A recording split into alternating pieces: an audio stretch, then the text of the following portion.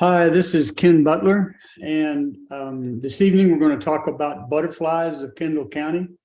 The preponderance of the photos and the presentation we're about to go through were taken in Kendall County or a few of them in surrounding counties, so they will represent what we have the privilege to see throughout the year here in Kendall County.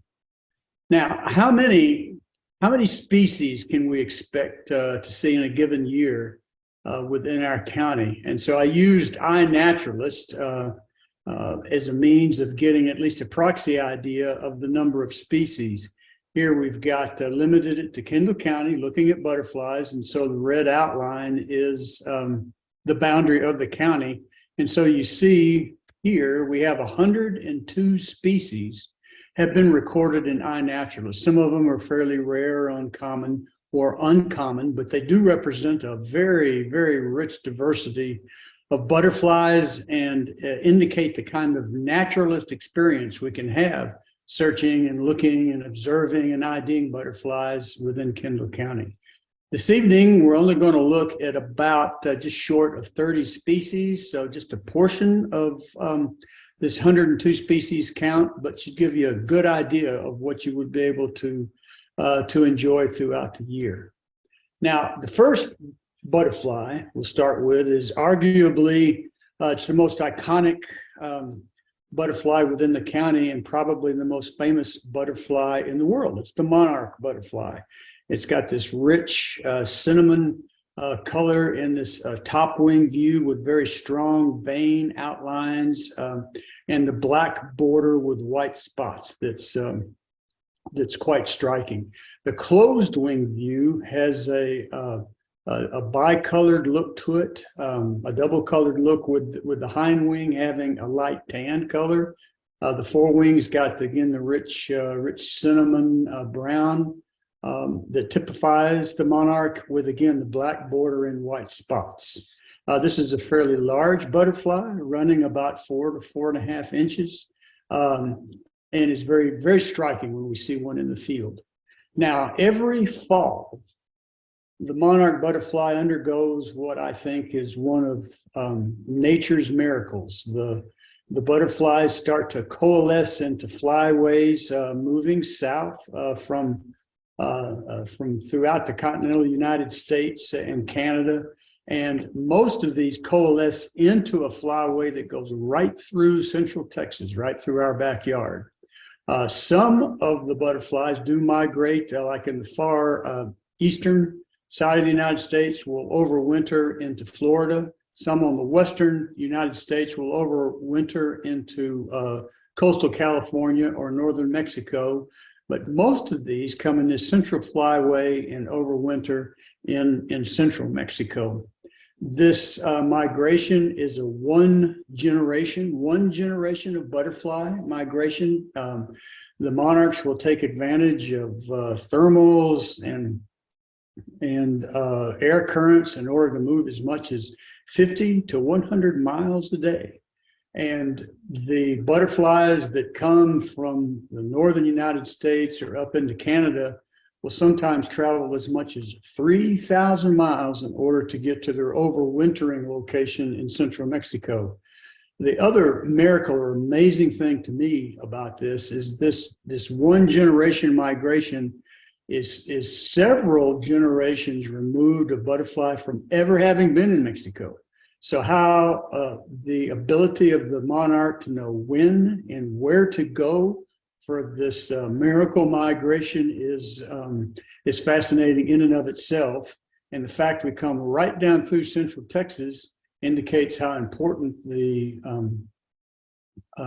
support studies that many of us as volunteers work into maintaining the habitat that the monarchs need, the understanding, tagging the monarchs, for example, researching the monarchs, that in terms of helping us to try to incrementally understand both this miracle of migration and also how we can help and sustain the monarch butterfly. Now, in the spring, this migration reverses. They come out of out of Mexico and start to repopulate the United States and up into Canada.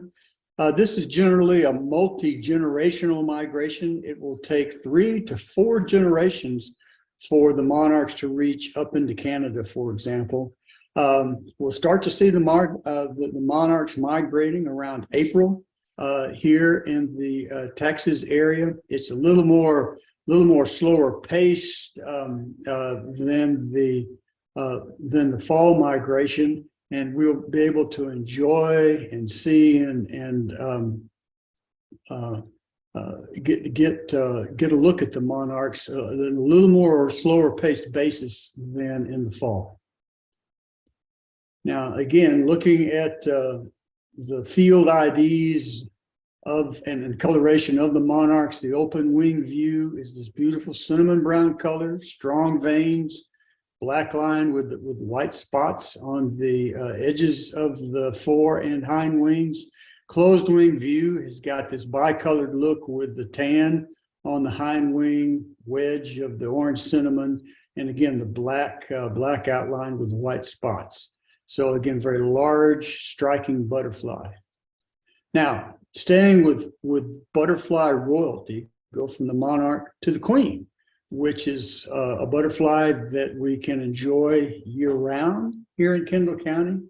It's one that is frequently mistaken for the monarch. It's a smaller butterfly, more in the order of 3.5 to 4 inches.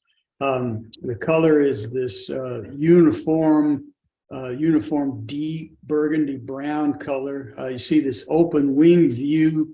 It's a uniform color. It doesn't have dark veining like the monarch does, but it does have this black outline on the margin of the wings with the white spots. So very similar to the monarch.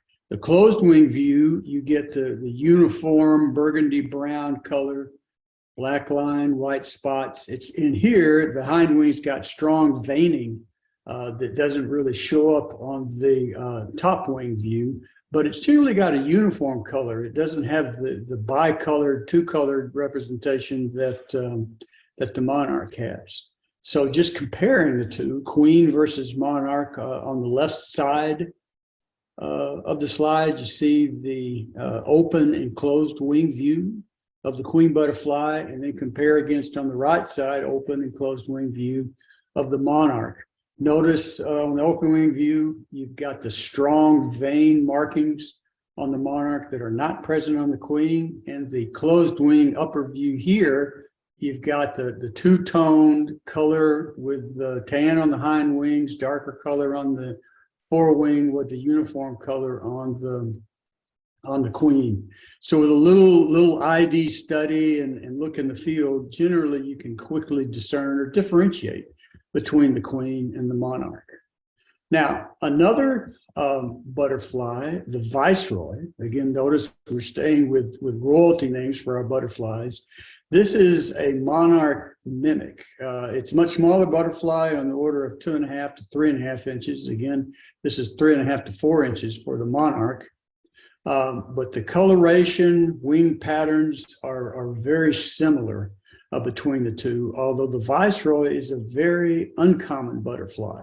We do see it several times in the year, particularly all these photos, the two photos shown here are from the Cibolo Nature Center, which we see it again infrequently, but we do see it throughout the year there. The key ID difference is this strong band across the hind wing. You see it in this top wing view, and the band across the hind wing here in the closed wing view that isn't present on the monarch.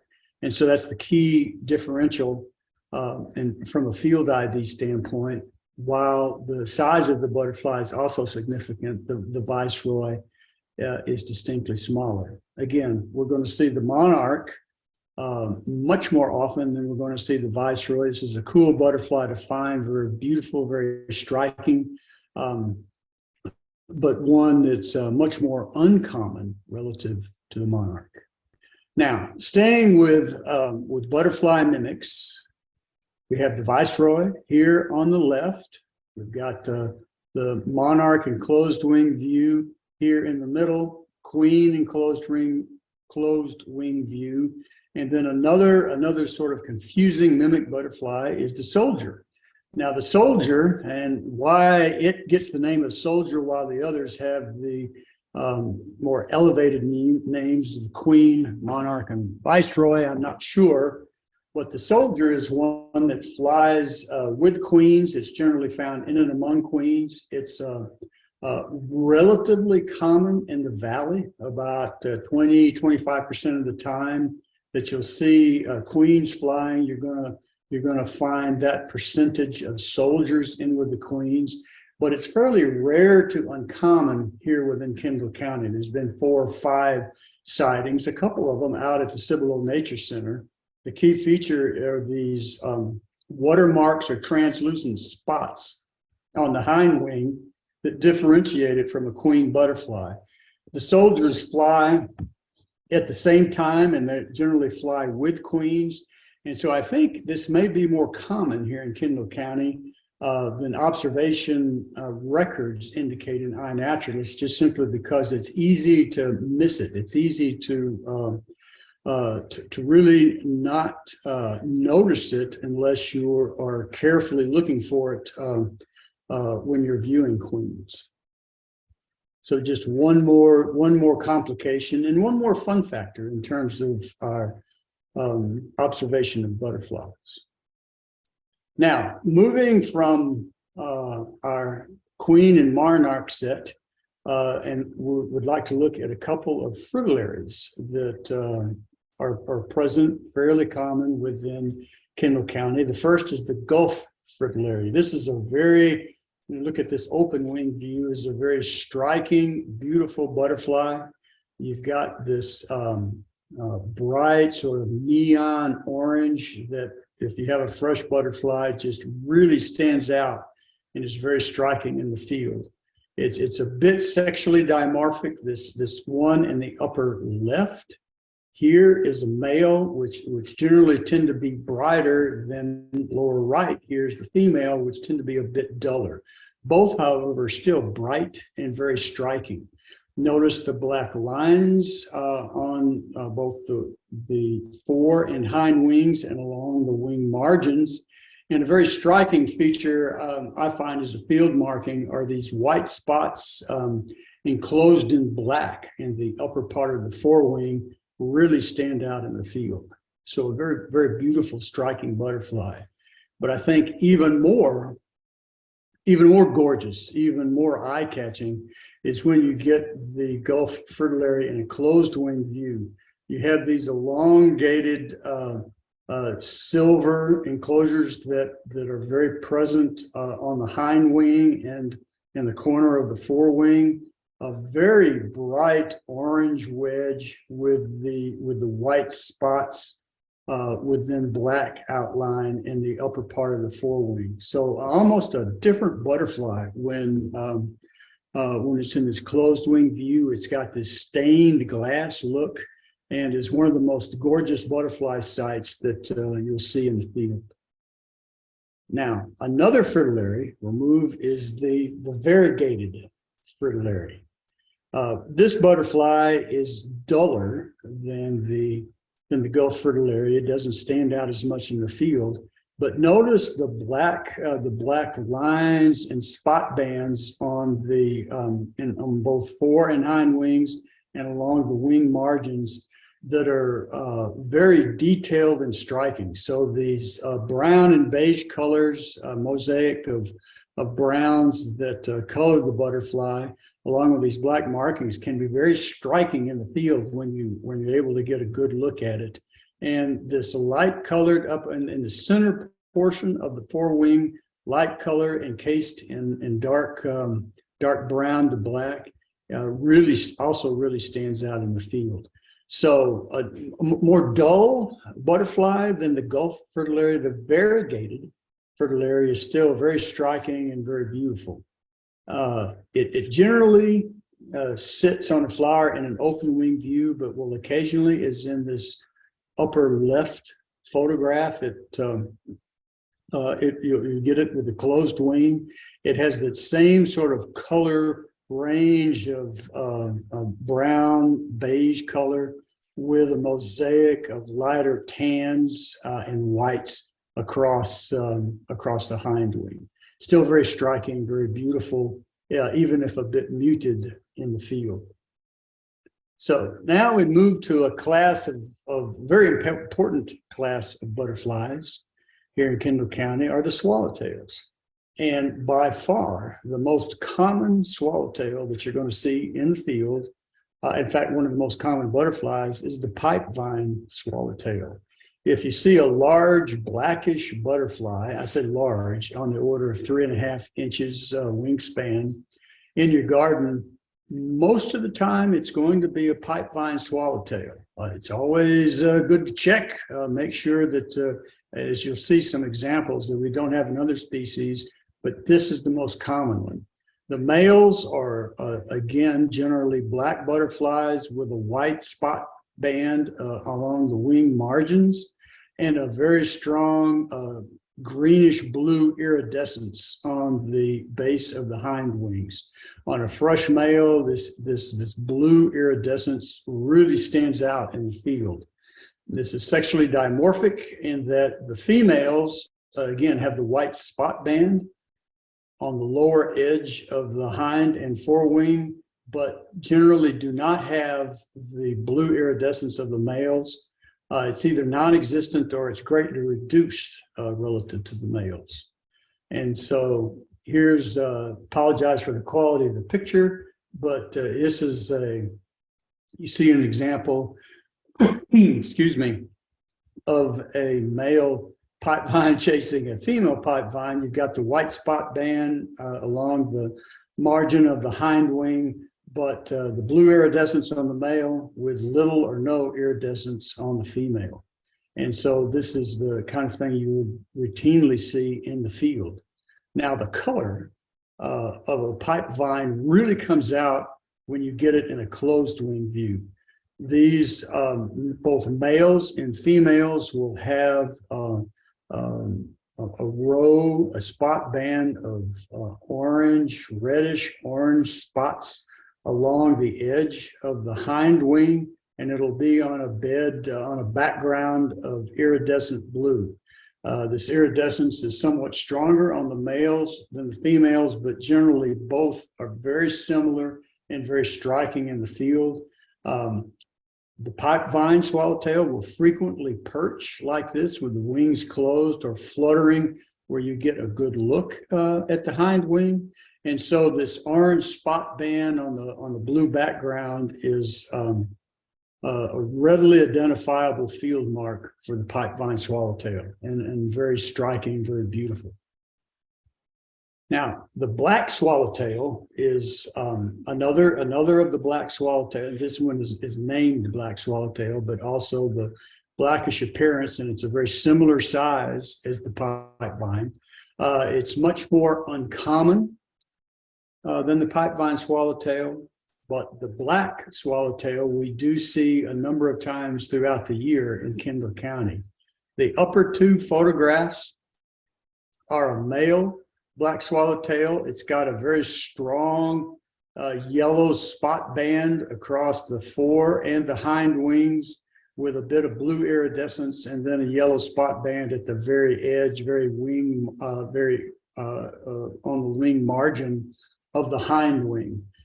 This yellow spot band is generally very marked, and in the field, the yellow can really stand out at a pretty good distance, making a fairly easy ID of a black swallowtail in the field. A fresh male black swallowtail is very, very striking.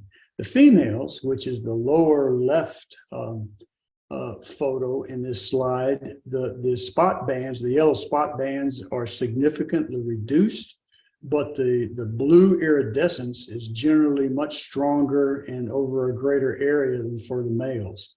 Now, interestingly, this makes superficially the female black swallowtail can look very similar to the male pipevine in the field because of the extensive blue iridescence. And it's if you get any of the hint of the spot band across, it is worth a double check, a double look. If it looks just a little bit odd in the field, as you may have a black swallowtail relative to the pipevine. And here it is in a closed wing view in the right side and left, lower left here. And it's characterized by a double spot band of orange yellow across the central portion of the hind wing and the lower portion with a bit with blue iridescence in between. Both the male and female are similar in this regard, with, in this case, the females having a bit more of the iridescence. They're superficially similar to the pipevine swallowtail, but with a bit of practice and careful attention are generally readily differentiated between the pipevine and the black. Now, a swallowtail that is very easily recognized in the field is the eastern tiger swallowtail. It's an overall strikingly yellow butterfly, fairly large. It's monarch class in size at 3.5 to 4 inches. And you've got these black tiger bands that are very, very prevalent, very noticeable across the body of the butterfly. So the large butterflies, striking yellow appearance with the black tiger bands are unmistakable and easily identified in the field. The eastern tiger swallowtail here at Kendall County and throughout the Hill Country, Central Texas, we're right at the western edge of the distribution of the eastern tiger swallowtail. So we're fortunate to be able to see this one generally throughout the year within Kendall County. And here on these two right-hand photographs, you see the butterfly in the closed wing view when it's perched. You got similar color, large yellowish standout butterfly with the tiger stripes running down both the fore and the hind wings. And what's interesting to me, if you look at the body, the abdomen of the butterfly, you see the yellow color with the black tiger stripes again. So that motif continues on the abdomen of the butterfly, very striking. Now, another tiger swallowtail that, let me mention this quickly, is the dark form female of the tiger swallowtail. Occasionally, most of the time, the female is very similar, almost identical to the male with the yellow and the black stripes. You will occasionally get a dark form female, and apologies for the quality of the photo. This is a very tattered butterfly at the Botanical Garden in San Antonio. You get a dark form female, which is mimicking the pipevine swallowtail. It's a bit of protection against predators because the pipevine swallowtail, the larval host being the pipevine, is very distasteful to predators. And so this dark color offers a bit of protection against predators that will leave the female alone. Here at the western edge of the distribution for the eastern tiger swallowtail, we see this dark form female rarely. It's more common as you move east, but we will see one occasionally. And let me just highlight: you'll see a hint of the tiger swallowtail pattern. You see it following the cursor along here on the dark form female, which also helps to identify this relative to some of the other butterflies you might see. It's also its size, again, 3.5 to 4 inches, is also quite striking. Now, moving on to another swallowtail that we enjoy here is the two-tailed swallowtail. And let me just, here we go, is you get twin tails, and which then gives you the aptly named two-tailed swallowtail. This is arguably the largest butterfly we'll have in our area at almost not quite a 6-inch wingspan, 6 inches. And so in the field, that size can be quite striking and differentiate itself from other butterflies. And additionally, the two-tailed swallowtail is basically a Western distribution butterfly. So while the Eastern tiger, we're on the Western side of the distribution here, for the two-tailed swallowtail, it's just the opposite. We're on the very eastern edge of the distribution, and we're in a unique spot here in Kendall County and throughout Central Texas, is that we get a fairly narrow band where the distributions of these two butterflies overlap. And so you get a very large yellow butterfly that looks like an Eastern tiger, but it's got this two-tailed appearance and also distinctly thinner tiger stripes than the Eastern tiger. Then you have a two-tailed swallowtail.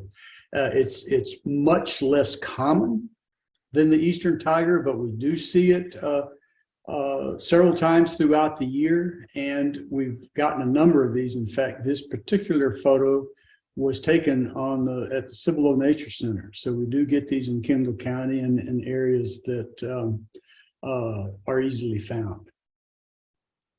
Now, moving from swallowtails, we'll look at a couple of butterflies, lady butterflies, that in the field are superficially anyhow very, very similar and can be rather difficult to identify. This is the American lady and the painted lady in open wing view.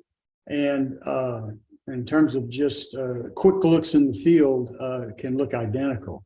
But here is a couple of key field mark differences between the two.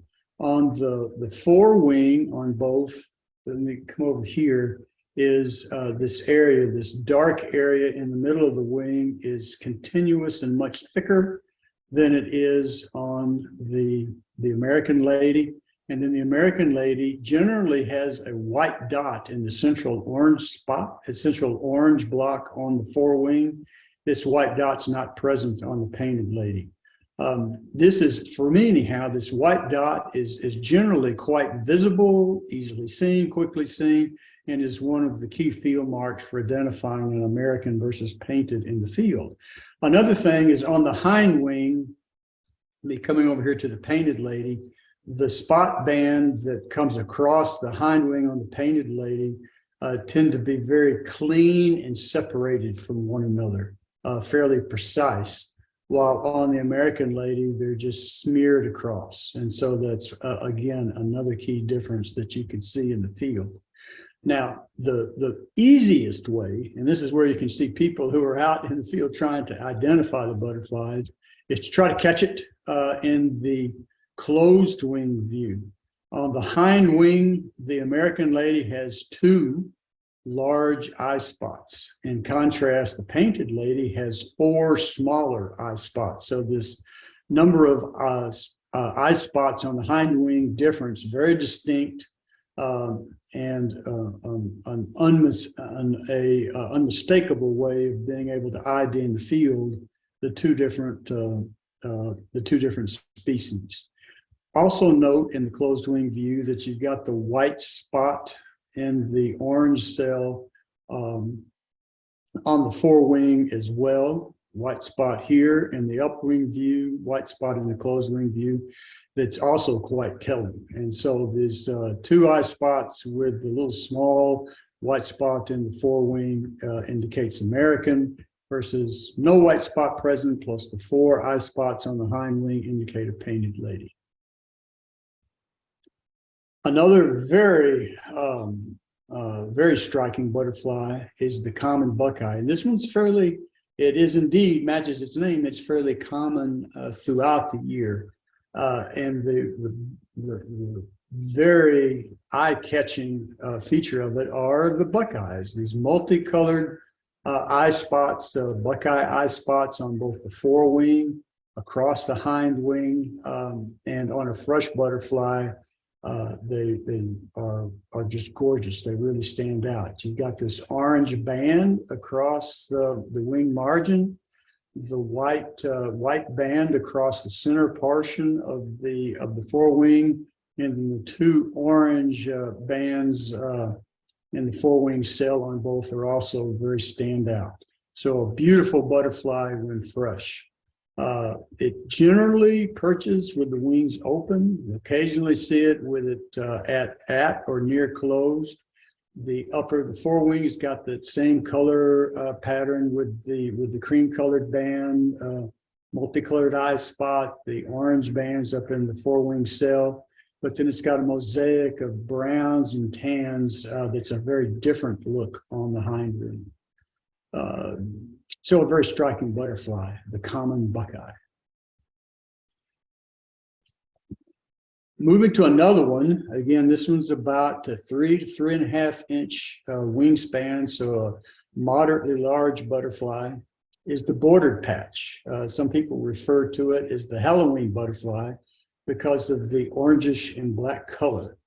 This is it's probably one of the most variable butterflies in the world.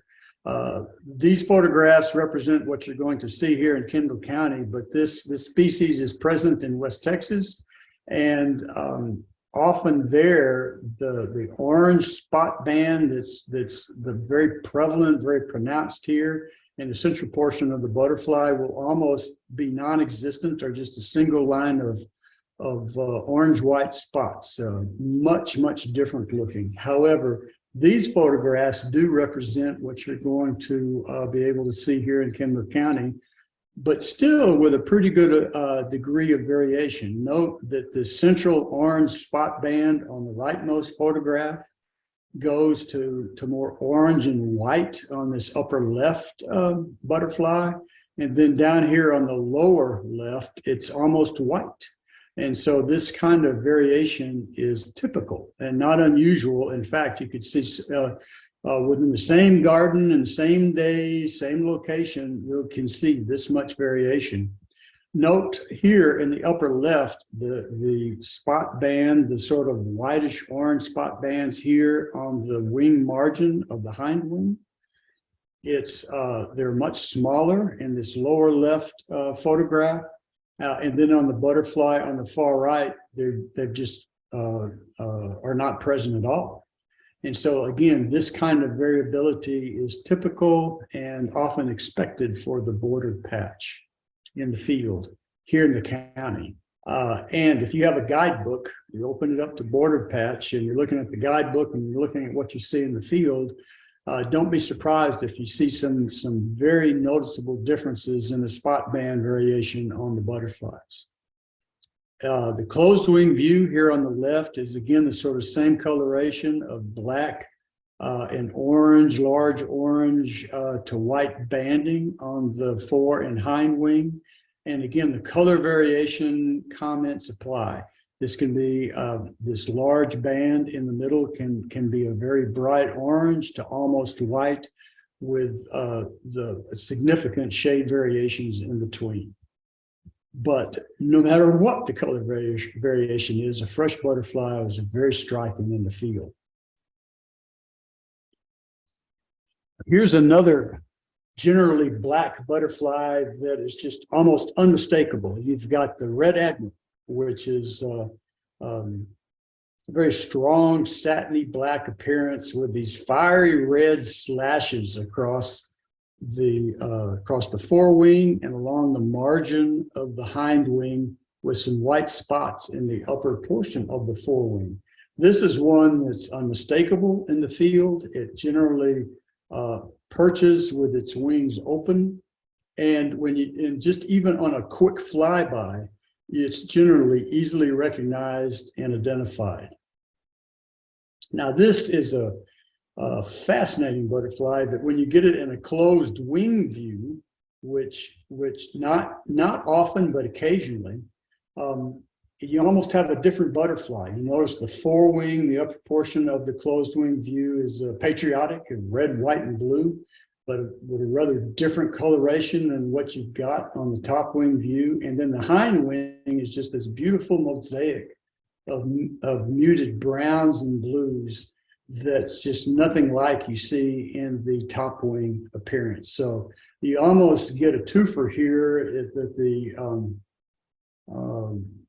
the open wing view of the butterfly, very distinct, very beautiful. But the closed wing view is also just as beautiful, but very different.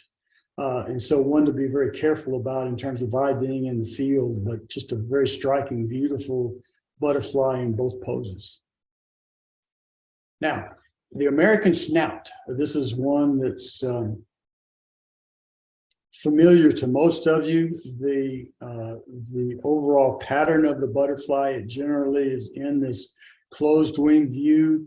The snout is actually it's the mouth of the butterfly is in this. It's got this extended construction that sticks out and is referred to as a snout. Again, why it's really the butterfly mouth.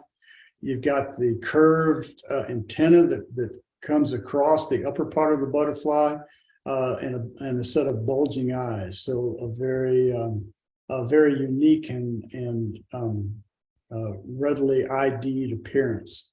The colors of the butterfly are generally these muted browns and beiges. It can have quite a bit of variability, but when you've got this butterfly closed wing up in a set of up in trees and with leaves, it can be very hard to find. You will occasionally see it here with in an open wing view where it's got this blackish and muted orangish brown color, which is generally fairly standard, not much variation for the American snout. Now, it's difficult to predict, but every few years there's an eruption of snouts. I don't want to call it a migration, but it is a short distance movement of snouts that can be very noticeable and very disruptive to driving your car along the freeway. And what's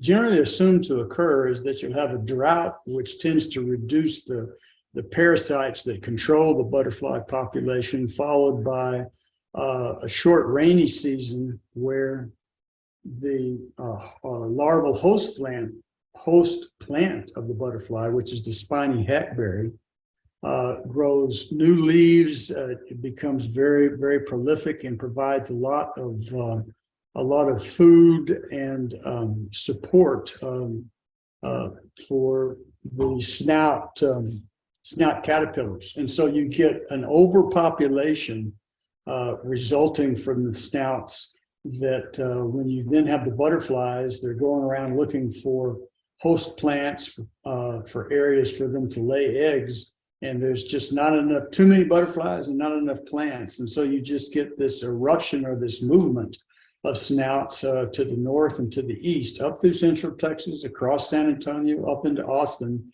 that literally, in some cases, some years, again, it's unpredictable when it's going to happen. It can be in the billions of butterflies. So you get these huge numbers that can just darken the skies, and you end up being able to really get good looks at snouts as you pick them off the grill of your car. However, having said that, they are a fairly common butterfly in modest numbers throughout the year, usually, and again with hackberries, particularly the spiny hackberry being the larval host plant. Now, we want to move to another class of butterflies, the sulfurs and oranges, that are fairly common within Kendall County. One of the most common and interesting of these butterflies is the sleepy orange. This is one that's a moderate-sized butterfly with like a 2 to 2.5 inch wingspan. However, it always, I've never seen it otherwise. It always perches on when it's nectaring, always perches on a flower with the wings closed. And these photographs you're seeing on this slide are typical of the kind of color variation that you see in the sleepy orange. The right hand slide having sort of a muted cardboard brown to the one on the upper left over here is a fairly bright yellow. However, the spot bands that are discernible on the hind wing have the same pattern of a short segment, slanted segment, followed by another shorter slanted segment. Again, short segment, vertical, turns perpendicular against the edge of the wing, and then slanted segments down through the middle of the hind wing. But these segments, these spot bands on the hind wing, are highly variable in terms of both color and thickness. If you look on the right-hand slide, right-hand photograph, to the one on the left, upper left, and then one central, are typical the kind of variations that you see in the butterfly. On the forewing, you get a fairly discernible orange wedge with some black spotting that's very similar across the butterflies, no matter what the base color is or the positioning of the spot bands on the hind wing. Now, just to reinforce this, all of these images are sleepy orange, and they're all from, here in Kendall County. And they represent the kind of variation in the color and the appearance of this butterfly, the sleepy orange that you're going to see throughout the year. In fact, in some cases, you'll see this type of color range even on the same day, in the same area, in the same field for the sleepy orange. In particular, again, the spot bands on the hind wing, you see the same pattern exists in terms of the positioning of these spot bands, but the thickness and the color has a huge degree of variability. So again, you have a guidebook, you got sleepy orange, what you're seeing in your guidebook, what you're going to see in the field can be similar, but at the same time, a little bit questioning in terms of the butterfly that you're looking at because of the variability and the variation that you're going to see. What you'll see in the guidebook is frequently very different than what you're going to see in the field. Now, again, this central slide here is the what you're going to see is most often the still view. It's going to the sleepy orange will be perched on a flower in this closed wing view. Here are some, excuse the quality of the photographs, but these are catching the butterfly in flight in order to get a look at the top side view of the sleepy orange. And generally you get the strong black on the wing margins with generally very bright orange in the inner part of both the forewing and the hind wing.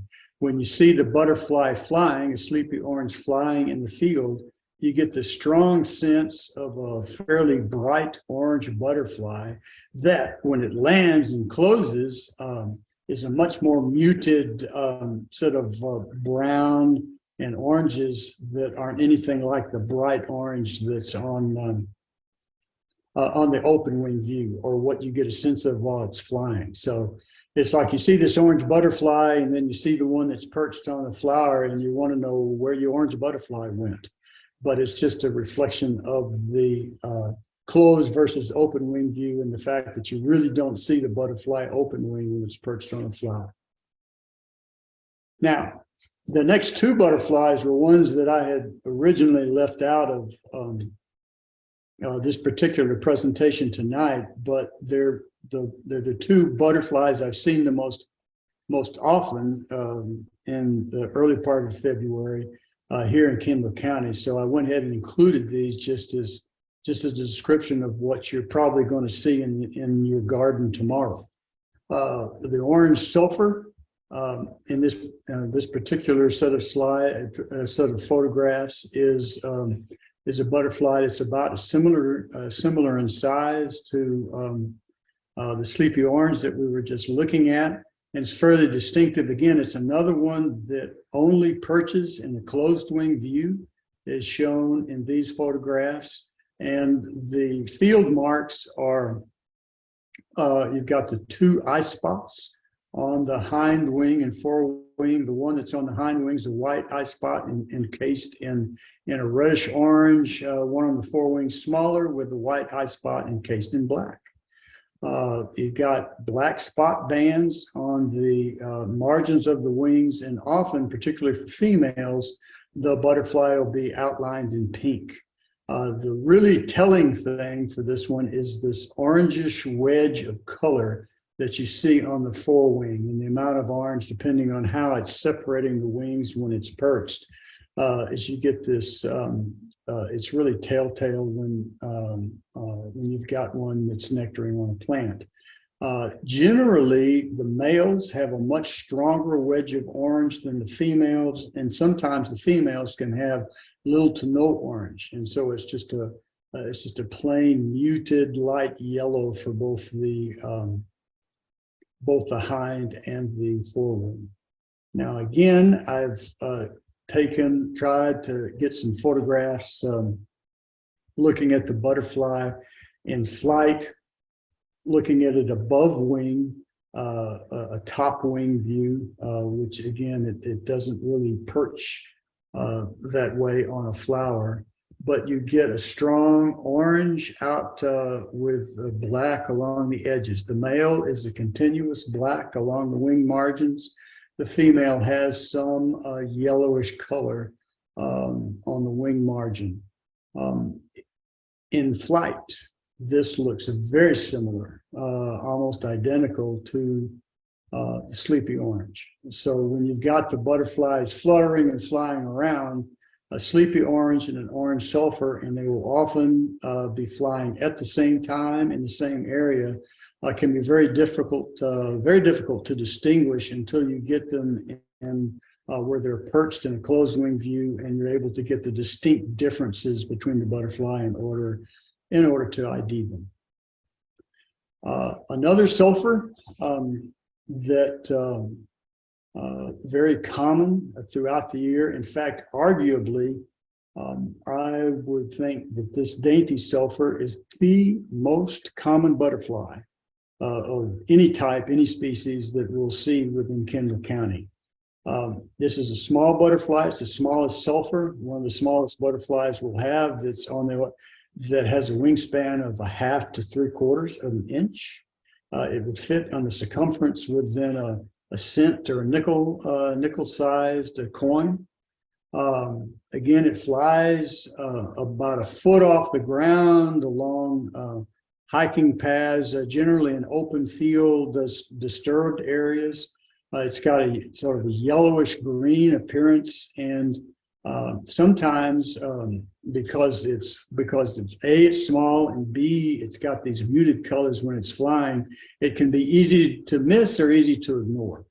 But when they land, you get this beautiful wedge of color on the forewing of a yellow to orange wedge, with, depending on how open it's got the forewing above the hind wing, you get to see these very noticeable, very strong black spots. So a fairly pretty butterfly, and one that's worth taking a little effort. If you see, again, the dainty sulfur, erratic, fast flyer, about 1 foot off the ground, very small, 1/2 to 3/4 of an inch, to follow one around and get it when it's landed and get a good look at it in order to see the beauty of the butterfly. And again, another one that only perches, and often they'll perch on rocks, on just sticks and leaves, and not necessarily to be nectaring. And you'll get a good look at a fairly pretty butterfly. Now, change gears a little bit, still staying within our oranges and sulfurs, is the southern dogface. This is a larger butterfly on the order of 3 to 3+ inches in wingspan. And generally, almost always, again, it's another butterfly that perches with its wings closed, as in the photographs on this slide. It's got a very distinct wing outline. The forewing has this pointed appearance, and so just that alone is often enough in order to identify southern dogface.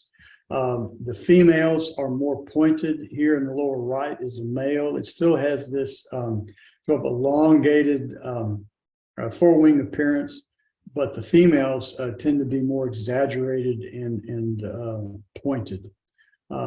Often it's outlined in pink, can be very strong, strong pink appearance.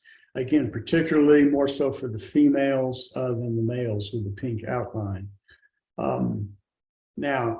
And again, there are a couple of eye spots. You get a white spot outlined in reddish pink on the hind wing and a white spot outlined in black on the forewing. Now, the dog face generally bleeds through the forewing, the appearance of the dog face. Let me come down the lower right-hand photograph. You see the dog face on the forewing. I happen to admit, well, I said again, a dog face, and then the black, the white and black outline represents the eye of the dog. I really don't see a dog. I could arguably see a duck, but I haven't had much luck getting them to change the name of the butterfly. So dog face it is. Again, this one generally perches with its wings closed. You see the dog face that for which it's named, that bleeds through it, particularly if it's backlit, that bleeds through the appearance on the forewing. But here on the right side of the slide are a couple of photographs of the butterfly in flight, where you can see the opened wing view. You see on both of them is that the dog face pattern is much stronger on the upper part of this, and a very strong black outline on the margins of the wings. This black, the very strong yellow with the black on the outside of the wings is very noticeable, unmistakable in the field, and often you can identify southern dog faces if it flies by virtue of the thick line of black on the margin of the wing and with the yellow on the interior portion of the wing. And again, the dog face with the black eye is very noticeable in the open wing upper view of the butterfly. Now, I want to move to another species class and look at a couple of crescents. This one is the most commonly seen, and we see it fly throughout the years, the Phaon crescent in Kendall County. This is a small butterfly on the order of 1 inch to 1.25 inches wingspan. Notice the open wing view of the butterfly against the frog fruit bloom in this photograph. It's a good comparison of size to give you a sense of how small this butterfly is. You've got these orange-black banding for the Phaon crescent. The key field mark to ID this one is the cream-colored to white band that crosses down through the center of the forewing. It's got a fairly strong partial, doesn't go all the way across the wing, but a strong orange band. So this white to orange band on the upper part through the middle of the forewing is generally very ideable in the field. And look at all three of these photographs, especially on a fresh butterfly. This white to cream colored banding that's bordered with the orange is very discernible in the field. It often perches as shown in these photos with, in this case, an open wing view. And occasionally it'll go closed wing as is seen in the central photograph. It's got the same color motif, particularly on the forewing with the white cream band bordered with orange on the central part of the forewing that's ID'd with for the Phaon crescent, but the hind wing is quite a bit different, and you've got this mosaic of tans and browns on the lower portion of the hind wing. And notice this one, it's fairly clear here of the Phaon crescent on the frog fruit bloom to get an idea of the small size of the butterfly.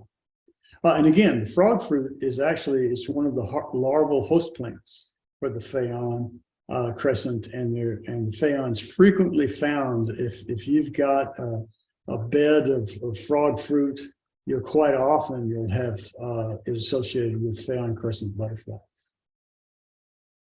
Now, a crescent butterfly, a checker spot, it's about twice the size of the Phaon crescent, is the silvery checker spot. It is also black with orange banding across the forewing and hind wing. It's distinctly less common than the Phaon crescent, but we still see it several times throughout the year. And a fresh silvery checker spot is a very, very striking butterfly. Particularly, you get the blacks are just a very deep black with the orange banding across the butterfly, and so very pretty. The key ID marks for the silvery checker spot are the spot band across the central portion of the hind wing, where you've got a white spot, which is enclosed within black, which is enclosed within orange. So white to black to orange. It's a very diagnostic, very unique to the silvery checker spot for our area. There's other butterflies that have similar patterns, but you're not going to find them here in Kendall County. So if you get this kind of spot bands on the hind wing, you have a silvery checker spot. Now we'll move to another species class, are the blues, to look at a couple of typical blues butterflies, the Rickert's blue and the Serranus blue. These are another set of butterflies that very frequently they will perch, as shown in these photos, with a closed wing view. They'll occasionally, I'll show you here, an open wing where you get the beautiful blue color, but this is how you'll see them frequently when they're on flowers. The very similar butterflies where you get the overall gray background appearance with a series of spot bands of black spots and stripes that are encased. Notice they're encased in white on both the Rickert's blue and the Serranus blue. The main identifying difference between the two is if you look on the forewing, the Rickert's blue has a very strong set of black spots on the forewing that cut through the center of the forewing, while the Serranus, in the same positioning, has a much lighter colored set of squarish gray blocks, again encased in white.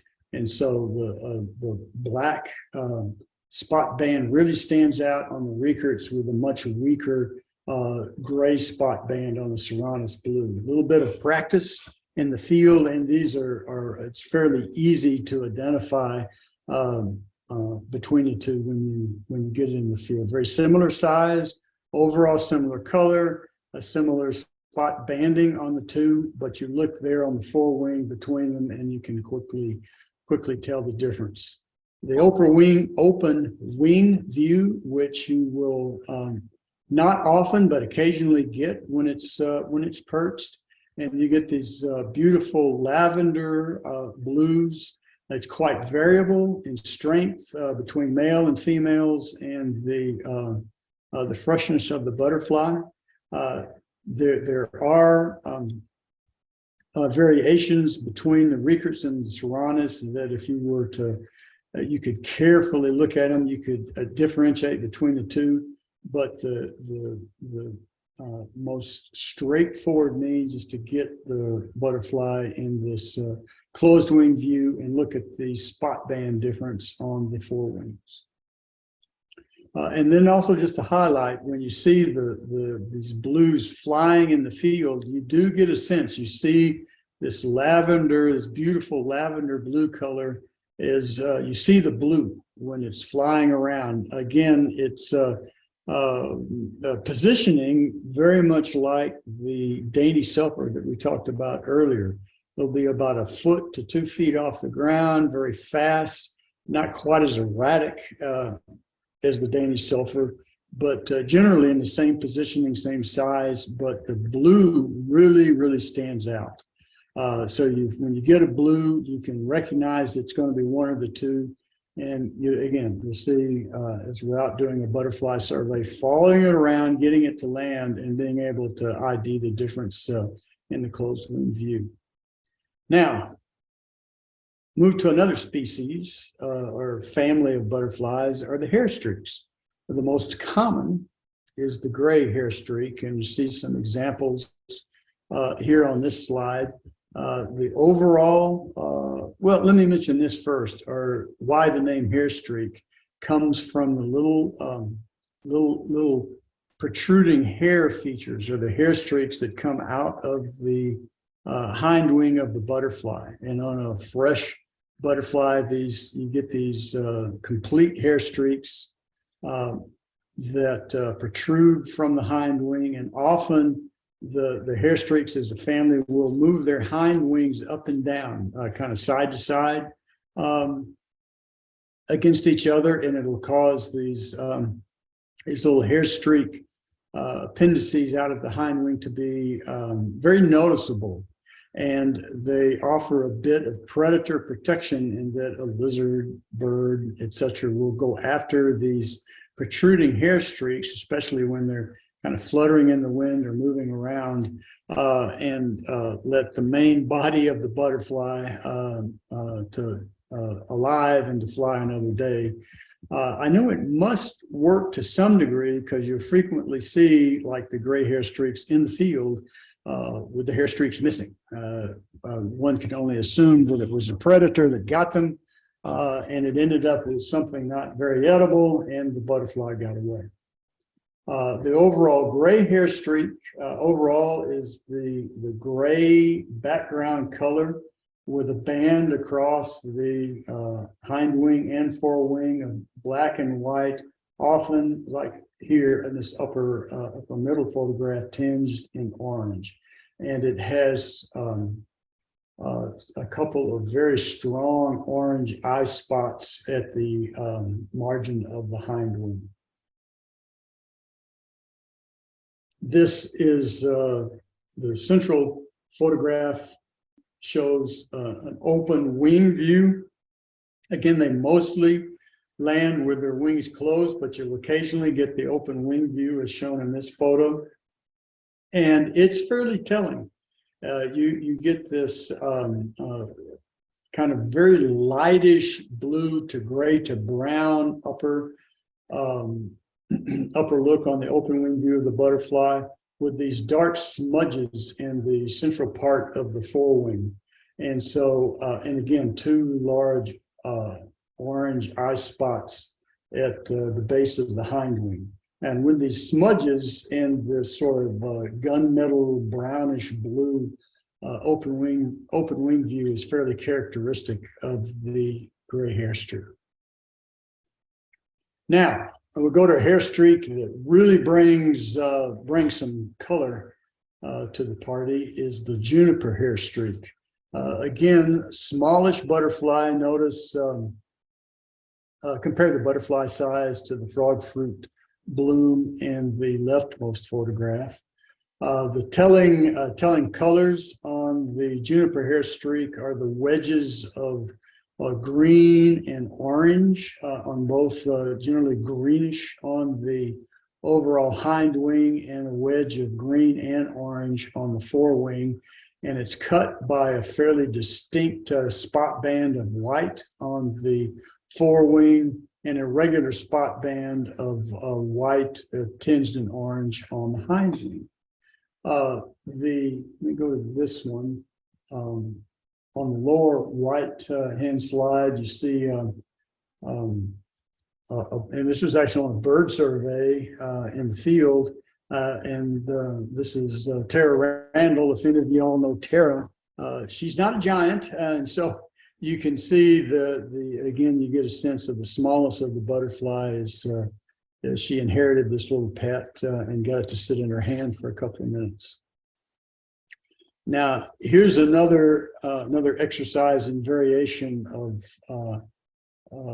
the appearance and color of the butterfly of the juniper hair streak. The upper right-hand photograph is a typical one with the strong green color on the hind wing and the wedge of orange and green on the forewing.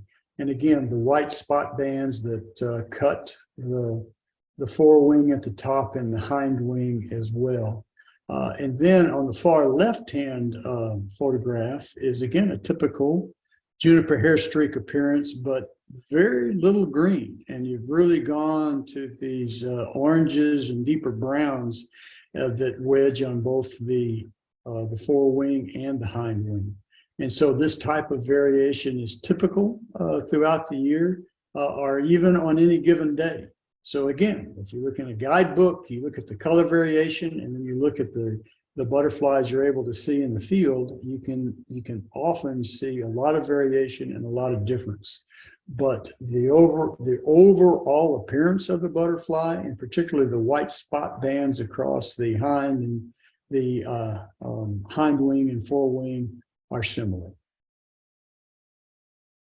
Now, one last hair streak. This is the largest of our hair streak. It's several times the size of the gray and juniper hair streaks. It's the aptly named great purple hair streak. It's far less common than the gray and the juniper.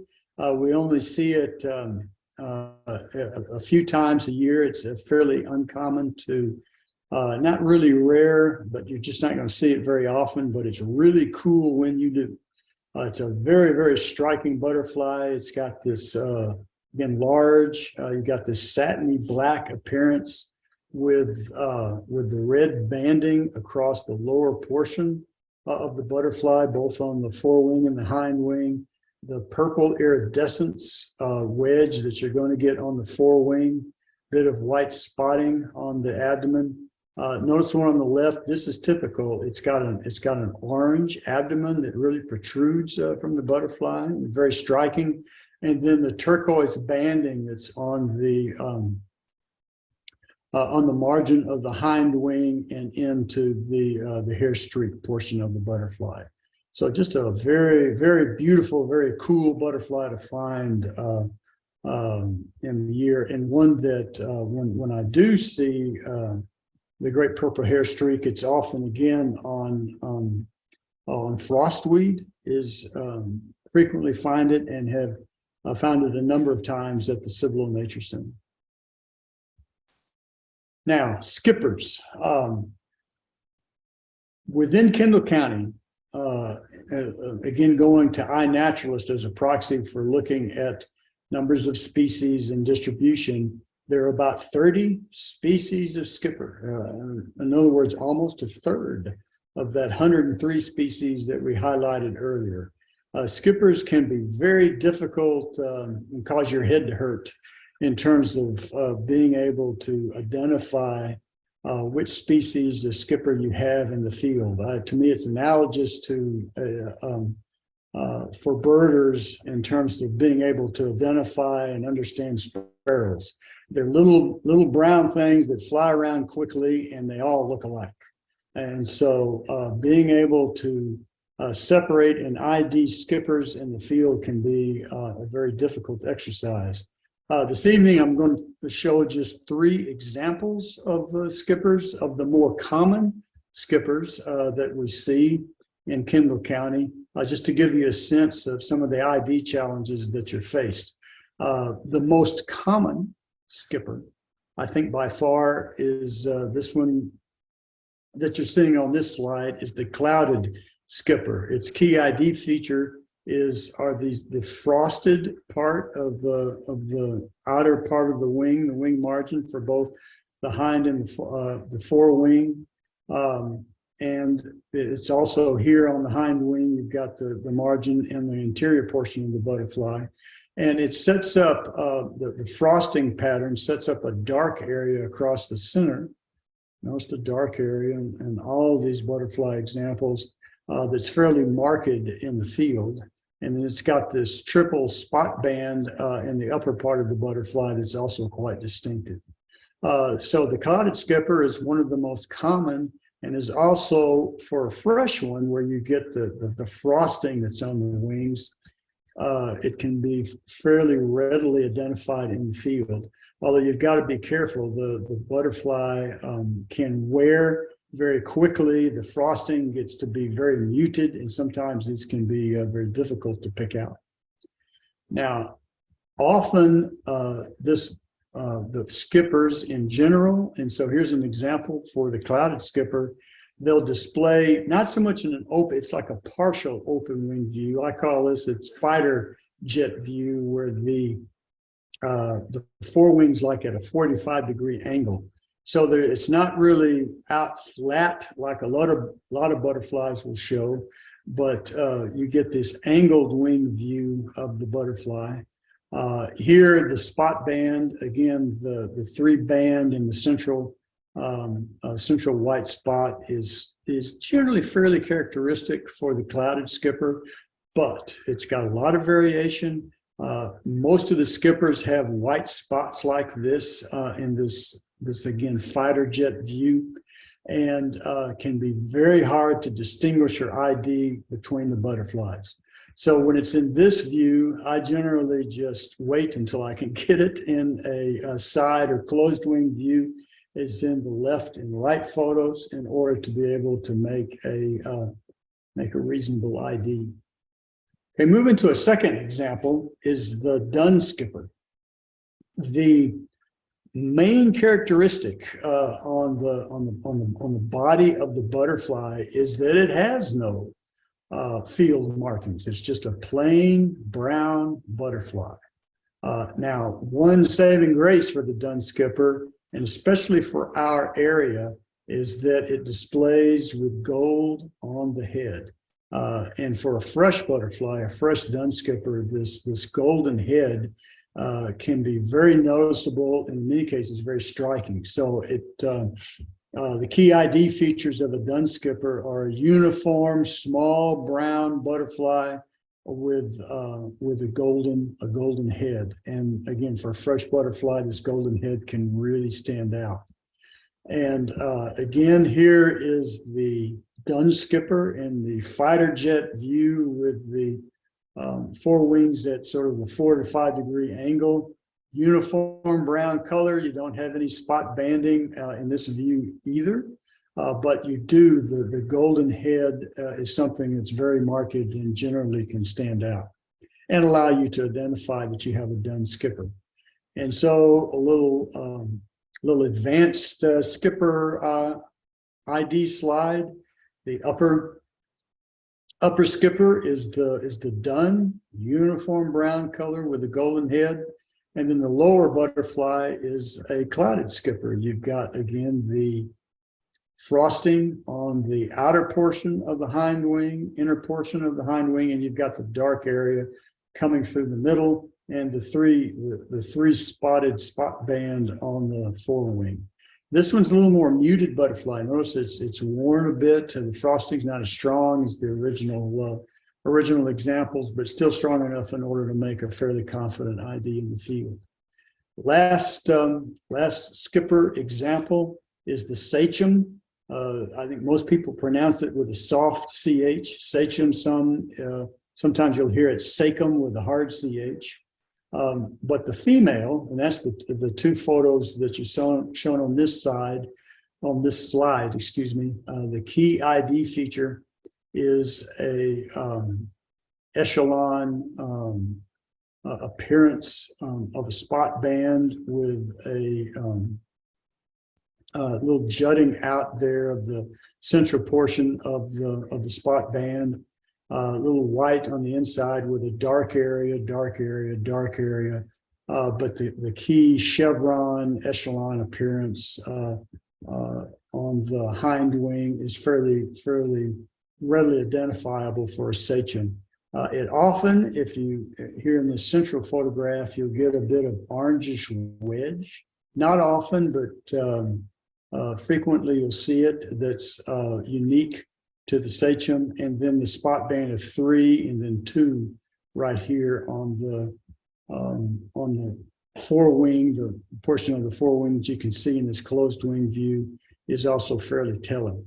Now the male is much more difficult, but it still has this chevron. It's much lighter, even on a fresh male appearance, with it jutting out here in the central portion, and then the distribution of the dark areas, but more subtle and often more difficult to be able to ID. Again, the spot bands on the forewing are the same, and often you'll get this little orangish wedge on the forewing that helps with the ID process. But a male sachem can be, especially if it's worn or faded, can be a very difficult ID process. Now, where to look for butterflies? I've mentioned it several times. Cibolo Nature Center is an excellent area to go because they leave. They don't mow it until a 1/4 inch of the ground, but actually leave flowers and the frost weeds and others out for the butterflies to nectar on. And the Cibolo Nature Center Butterfly Garden that the Native Plant Society, the Bernie chapter of the Native Plant Society of Texas, has built and maintained, is an excellent place to go look for butterflies. And here are 2 rare butterflies for Kendall County that were seen in the Cibolo Nature Center garden. The white patched skipper, we've only got 4 examples of that in iNaturalist, and one of those was found within the butterfly garden at the Nature Center. And then the fatal metal mark, this is a truly rare for this area. There's only been 1 observation, and it's again at the Cibolo Nature Center. So a great place to do some butterfly hunting, and in order to start and improve your identification skills. So butterflies of Kendall County, get your guidebooks, grab a hold of your camera, and you've got 102 species and counting, and so a wonderful naturalist opportunity to learn and grow in the field. And so good luck. And thanks for your attention this evening.